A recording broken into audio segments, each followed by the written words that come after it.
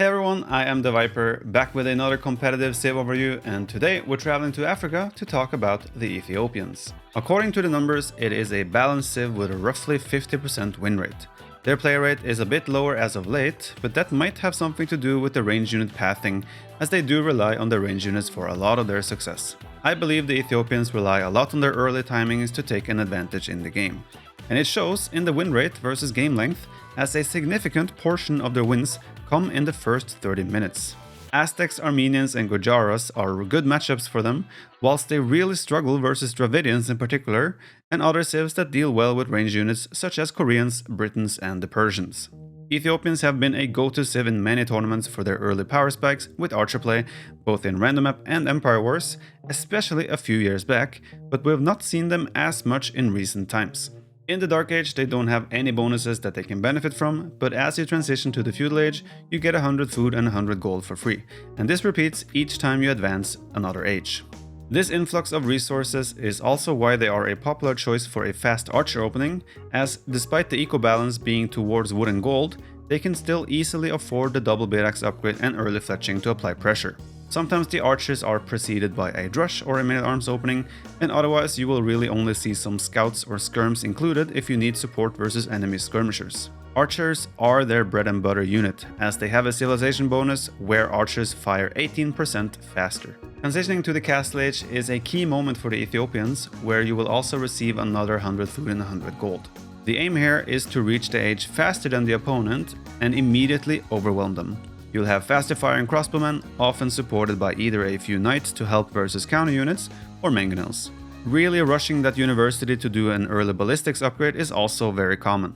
With no other economic bonus to speak of and a limited tech tree, however, the Ethiopians definitely rely on these timings to take control and gain a lead, as a lot of other civilizations scale better towards the later stages. You don't have great cavalry, nor the greatest monks, so the game plan usually remains the same throughout, with a primary focus on the archer line and with a few support units. You do get pikeman upgrade for free though, so should your opponent be producing mainly cavalry and your archer numbers are not enough, there is a natural counter there. I keep repeating myself, but the Imperial Age is another stage where the Ethiopians really want to strike a timing advantage to take initiative and quickly end up in a winning position. Your only viable composition, more often than not, is simply Arbalest with Halberdiers, supported by bomber cannons as your siege unit.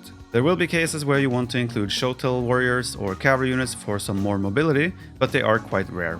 The Shotel warriors are produced extremely fast and pack a punch, but they're also extremely fragile, so their use is mostly as a raiding tool or to help counter certain units like enemy infantry. You never want to use your Shotel warriors as a meat shield. They're also another unit that fit very much into the whole glass cannon feel of this civilization.